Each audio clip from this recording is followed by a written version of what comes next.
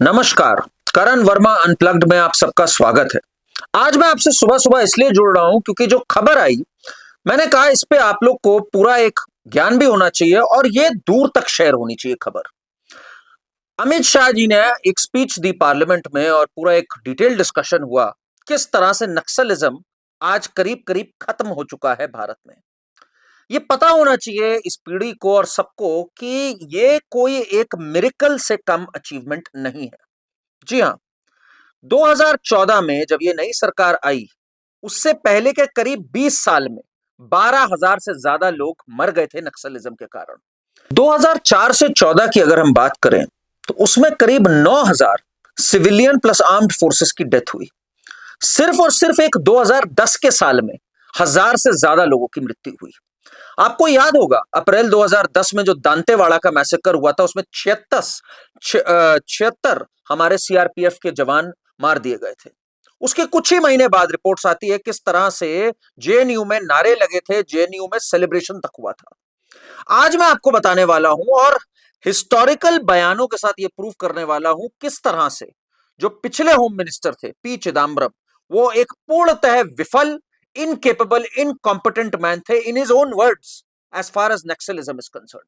मैं कोट करना चाहता हूं और आपके सामने रखना चाहता हूं ये तथ्य। 16 जुलाई 2009 को चिदम्बरम जब होम मिनिस्टर हैं, वो बोलते हैं we underestimated the naxals. हम तो सोच रहे थे ये तो बस एक सोशियो इकोनॉमिक प्रॉब्लम्स हैं, और ये अंत तक वो बोलते रहे कि अरे ये गरीब हैं, हालात के मारे हुए हैं, भटके हुए युवा है। एग्जैक्ट वही बात जो आज तक रेड फोर्ट के ब्लास्ट पे बोली जाती है कांग्रेस द्वारा, चाहे इमरान मसूद हो चाहे हुसैन दलवाई हो। 2009 में ये बात बोलते हैं पी चिदम्बरम। आगे बढ़ते हैं। 16 फरवरी 2010 को चिदम्बरम के शब्द, और ध्यान से सुनिएगा, we failed in controlling naxalism. आपके सामने इसका तथ्य, ये एडमिटेड हम फेल कर गए भाई इसके अंदर। अप्रैल 2010 में जब 76 सीआरपीएफ के जवान मर जाते हैं इसमें इन नक्सलियों के कारण, तो उसके बाद करीब एक महीने बाद चिदम्बरम जेएनयू जाता है और चिदम्बरम वहां जाके कहता है हम आपसे बात करना चाहते हैं, अगर वेपन्स नहीं ड्रॉप करने तो भी कोई बात नहीं है। सोचिए जरा किस तरह से सर पे चढ़ा रखा था चिदम्बरम ने। अगर वेपन्स ड्रॉप भी करने नहीं है तो भी हम आपसे बात करना चाहते हैं, no need to drop weapons. This is Chidambaram for you in May 2010। And वहां के जो स्टूडेंट्स थे वो क्लैश कर रहे थे ये कह के कि अब इन पे एक्शन क्यों लिया जा रहा है इतना तगड़ा, इनकी दिक्कतें समझो, हालात के मारे हुए हैं, गरीबी में रहते हैं, तो ये सब तो करेंगे ही, बंदूक चलाना तो इनका फर्ज है पूरी तरह से। इनसे पूछो कश्मीरी पंडित जो 5-5 लाख हटे कश्मीर से, उनमें से कितनों ने वेपन्स उठाया। पर चिदम्बरम केप्ट मॉलीकॉडलिंग, चिदम्बरम उनको अपने सर पे बिठाता रहा। आगे बढ़ता हूं, मैं चिदम्बरम के बयान बात कर रहा हूं, मैं किस तरह से वो फेल हुआ। 20 अप्रैल 2010 में चिदम्बरम के समझ में आने लग गया कि ये बात सर के ऊपर से निकल चुकी है, पानी सर के ऊपर चला गया है। और आपको जान के हैरत होगी, राज्यसभा में खड़े होकर चिदम्बरम कहता है हमारा command and control structure fail हो गया, हमें ज्यादा फोर्स यूज करने की जरूरत थी। और तो और चिदम्बरम क्या कहता है, ये जो एनजीओ वाले हैं, ये जो ह्यूमन राइट्स एक्टिविस्ट हैं, इनके समझ में नहीं आती है बात, ये भी बहुत खतरनाक काम कर रहे हैं। राज्यसभा में खड़े होकर के जवाब देता है चिदम्बरम ये। आगे 2011 में 14 सितंबर 2011 में चिदम्बरम मानता है naxalism is a bigger threat than terrorism. That is Chidambaram for you. 22 May 2012 में चिदम्बरम बोलता है India is losing the battle to naxalism in Chhattisgarh, Odisha and other states. A total failure of a home minister Chidambaram. मैं आपको जरा आज ये बताना चाहता हूं, 2014 में 126 डिस्ट्रिक्ट्स भारत में, करीब 12 राज्य, और अगर मैं बात करूं पॉपुलेशन का, करीब करीब 28 से 30% से ज्यादा अफेक्टेड था नक्सलिज्म से। और अगर मैं भूभाग की बात करूं, 75% से ज्यादा अफेक्टेड था नक्सलिज्म से। इस गर्द में थे हम लोग 2014 में। अलग अलग बातें होती थी, अरे इनको मेन स्ट्रीम में लाने की कोशिश करो, अरे इनके साथ ये करो। 14 में 126 डिस्ट्रिक्ट, और आज 7 और कम होकर के 3 लगभग डिस्ट्रिक्ट में रह गया है नक्सलिज्म। अब ये एक प्रश्न आता है कि ये कैसे हासिल किया इस सरकार ने, और ये आप लोग को जानना बहुत जरूरी होता है। दो पॉलिसीज इसमें रखी सरकार ने, वैसे तो कई रखी पर मैं दो मुख्य तौर पे बोलूंगा। या तो सरेंडर कर दो और मेन स्ट्रीम में शामिल हो जाओ। उसके लिए एक स्कीम बनाई इन्होंने, नई दिशा, बहुत कमाल की स्कीम थी। उसमें यह था कि अगर आपको सरेंडर करना है, आपको एक स्टाइपेंड दी जाएगी करीब 5 से 10 हजार की अलग अलग राज्यों में। आपके नाम पे एक एफडी बनेगी जो कि 3 साल के सिक्योरिटी के साथ रहेगी। 3 साल में आपका व्यवहार देखा जाएगा, फिर आपके नाम हो जाएगी और आपका मंथली स्टाइपेंड तो चलती ही रहेगी। और साथ में आपसे कहा जाएगा एक वोकेशनल ट्रेनिंग लो, मेन स्ट्रीम में नौकरी दिलाई जाएगी ताकि आप काम कर सको। और अगर आप अपने किसी साथी के बारे में रिपोर्ट करते हो और वेपन्स देते हो हमें, आपको उस पर अलग बोनस मिलेगा। AK-47 का दाम अलग है, LMGs का दाम अलग है, RDX पाउडर का दाम अलग है। आप जमा करो वेपन, पैसे लेके जाओ, स्टाइपेंड पकड़ो, मेन स्ट्रीम में शामिल हो। कमाल की स्कीम। इससे क्या हो गया, एक खलबली मच गई आपस में। कईयों का मन हुआ भाई मेन स्ट्रीम में शामिल हो, अपने कमांडर्स के बारे में रिपोर्ट करी, एक फूट डल गई आपस में और कई ने सरेंडर कर दिया। हिस्टोरिक सरेंडर हुए पिछले 3 साल में, करीब करीब 4,500 से ज्यादा सरेंडर हुए। और दूसरी पॉलिसी भी हिस्टोरिक थी, कई ठोक दिए गए। फिर जो नहीं माने, जिनके नहीं समझ में आ रहा है, वहां हिडमा भी ठोक दिया गया, बसवराजू भी ठोक दिया गया, छोड़ा नहीं फिर उसमें किसी को भी। नारे लगते रहे इंडिया गेट में कि तुम कितने हिडमा मारोगे, हम उतने हिडमा निकालेंगे। सबको ठोक दिया उस हिडमा और बसवराजू को। पहले का या तो मेन स्ट्रीम में शामिल हो, नहीं शामिल हो गए, छोड़ा नहीं जाएगा, बख्शा नहीं जाएगा। हुआ क्या इससे, पिछले 10 साल में करीब 1800 इनके टॉप के कमांडर्स और ये ठोक दिए गए। 5,000 से ज्यादा ने सरेंडर कर दिया पिछले 5 साल के अंदर। एक जमाने में जहां पे सिविलियन और मिलिट्री डेथ्स होती थी, वो आज घट करके 80% से ज्यादा घट गई। इंसिडेंट्स 75 से 80% घट गए 2015 में। और 2015 एक हिस्टोरिक ईयर रहा जिसमें maximum surrender, maximum deaths of Naxal commanders और हर तरह से क्रैकडाउन हुआ है। आसान नहीं रही होगी ये चीज, जब खुद चिदम्बरम का कहना है टेररिज्म से ज्यादा बड़ी थ्रेट है।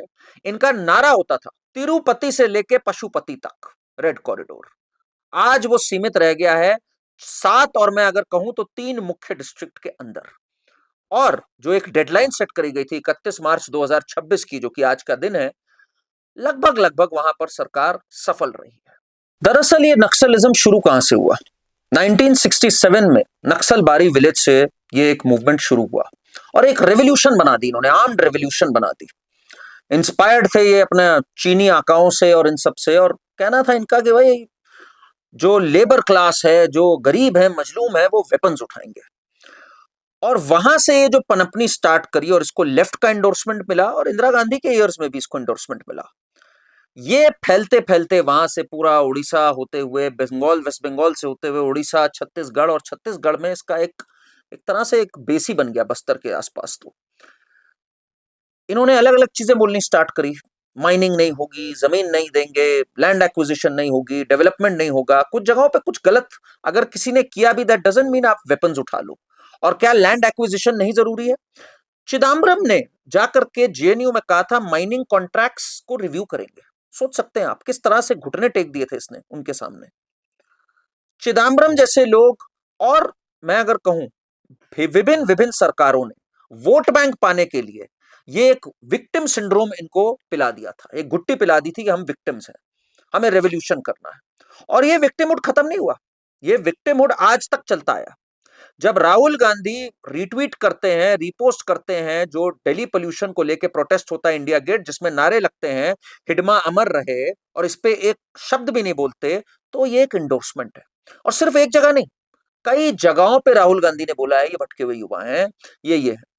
2009 में राहुल गांधी जब जनरल सेक्रेटरी थे, झारखंड में गए थे, इन्होंने कहा था देखिए एक बात तो माननी होगी, इनके तक डेवलपमेंट नहीं पहुंची है। पहली बात तो डेवलपमेंट नहीं पहुंची किसकी गलती है? आपकी गलती है।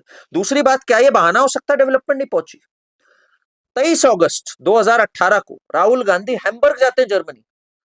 वहां आईसिस के बारे में ये बात बोलते हैं कि अरे असल में इनको इकोनॉमिक डेवलपमेंट नहीं हुआ, इन्हें एलियनेट कर दिया गया 2003 की बमबारी के बाद यूएस की, इसलिए आईसिस तो बन गई थी। He was trying to justify कि अगर आपके पास संसाधन नहीं है, अगर आप गरीब हो, तो भाई आप तो फिर कुछ ना कुछ पिकअप करोगे। And then he said Bharat में भी यही सब हो रहा है, जीएसटी हो गया, नोटबंदी हो गई, तो यहां पर भी बहुत एलियनेशन हो रहा है। मतलब ट्राइंग टू सिग्नल कि यहां पर भी लोग वेपन्स उठा सकते हैं। ये जो बीमारी है पूरी विक्टिमहुड की, मेधा पाटकर जैसे लोग, तीस्ता सेतलवाद जैसे लोग, जिन्होंने पूरा पूरा एक एनजीओ कॉटेज इंडस्ट्री बना ली, जो कि कुछ नहीं था बल्कि एक हॉटबेड था नक्सलवाद को बढ़ावा देने के लिए, इसकी आज कमर टूट गई है और लोग भी जाग गए। जो हमने नेपाल में हाल देखा, जो बांग्लादेश में अपराइजिंग देखी, जो जेन जी, जिसको राहुल गांधी हमेशा एक पॉइंट आउट करते हैं जेन जी खड़ा होगा, वो जेन जी नहीं खड़ा होगा। अब वो जेन जी डेवलपमेंट की ओर बढ़ेगा, स्टार्टअप्स की ओर बढ़ेगा और इंगेज करेगा डेमोक्रेटिकली। इसका बट्टा हमेशा के लिए बैठ गया। तो जो ये कॉटेज इंडस्ट्री है एनजीओस की, जो हमेशा आपको एक सुंदर सपना बेचेगी, एनवायरमेंट बचाना है, गरीबी मिटानी है, लेबर राइट्स, मिनिमम वेजेस बढ़ाने हैं, इसका मतलब ये नहीं कि आप हथियार उठा लो। ये बेचारा सिंड्रोम जो है ना, इसको टॉयलेट में डालो और फ्लश कर दो, बाहर फेंको इसको डस्टबिन के अंदर, क्योंकि ये बेचारा सिंड्रोम अब नहीं चलेगा।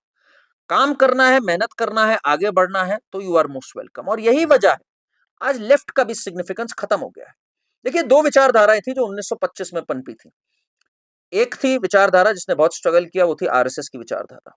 एक थी लेफ्ट। लेफ्ट की आज समाप्ति हो चुकी है, लेफ्ट मुक्त की ओर बढ़ चुका है भारत। एक केरला छोड़ दे, कहीं कुछ नहीं है इनका। और आरएसएस आज जब 100th अपनी एनिवर्सरी सेलिब्रेट कर रही है, तो हम देख रहे हैं कि उसकी विचारधारा कैसे हर जगह तक फैली। इस विचारधारा को खूब दबाने की कोशिश करी, पर जैसे कहा जाता है, सत्य जो है वो चिंतित हो सकता है, पराजित नहीं। आज ये सत्य कि ये जो ढकोसला होता है, जो इनको बेचा जाता है वेपन्स उठाने का, ये खत्म हो चुका है। और आज हिम्मत नहीं होनी चाहिए किसी की कि हम वेपन्स उठाएंगे और रेवोल्यूशन करेंगे। रेवोल्यूशन की कोई जगह नहीं रह गई, ये हमें समझना होगा। और जिन्होंने रेवोल्यूशन करने की कोशिश भी करी 2011 में, वो इंडिया अगेंस्ट करप्शन वाला जो एक ढकोसला था, वो हमने देखा ना क्या बने, केजरीवाल जैसे लोग बने। क्या था वहां केजरीवाल कैसे लोगों के साथ, कौन थे? प्रशांत भूषण, योगेंद्र यादव जैसे लोग, जो कवर फायर किनको देते थे? कन्हैया कुमार, उमर खालिद जैसे लोगों को, शर्जील इमाम जैसे लोगों को। तो हमें अभी भी सतर्क रहना है, कौन सी पार्टी है जो नक्सलवाद को आज भी बढ़ावा दे सकती है, कौन से वो लॉयर्स और एनजीओस हैं जो नक्सलवाद को आज भी बढ़ावा देते हैं। उनका सफाया होना भी बहुत बहुत जरूरी है, उनका ढकोसला भी कॉल आउट होना बहुत जरूरी है। कोई भी किसी भी पक्ष का हो, कोई भी किसी भी पार्टी का हो, इस उपलब्धि को सबको सराहना चाहिए और सबको एक एग्जाम्पल सेट करना चाहिए। ये नहीं कि सिर्फ ठुकाई हुई, रिहैबिलिटेट करके मेन स्ट्रीम में भी लोगों को लाया गया। और तो और, जो इनकी कंप्लेन होती थी कि डेवलपमेंट नहीं है, पहली बात तो कोई भी कंप्लेन जायज नहीं है कि आप वेपन्स उठा लो। जितना बुरा कश्मीरी पंडित्स के साथ हुआ है, किसी के साथ नहीं हुआ है। ये कभी भी कोई डेफिनेशन नहीं होती कि अरे हमारे पास गरीबी थी तो हमने वेपन्स उठा लिए, पर उस गरीबी को भी मिटाया गया। गैस कनेक्शंस, वाटर कनेक्शंस, वहां पे रोड बनना, वहां पर पोस्ट ऑफिस बनना, वहां पुलिस चौकी बनना, ये सब भी किया गया। मेन स्ट्रीम में लाने के लिए स्टाइपेंड रिलेटेड नया दिशा टाइप प्रोग्राम्स भी किए गए, और साथ में एक मैसेज दे दिया गया, इनको कोई कवर फायर अब नहीं मिलेगी। और मैं एक बात बताऊं, कांग्रेस पार्टी ये समझ गई थी जाने से पहले। मैंने चिदम्बरम का आपको बयान बताया 2010 का, पार्लियामेंट में खड़े होकर 20 अप्रैल 2010 का।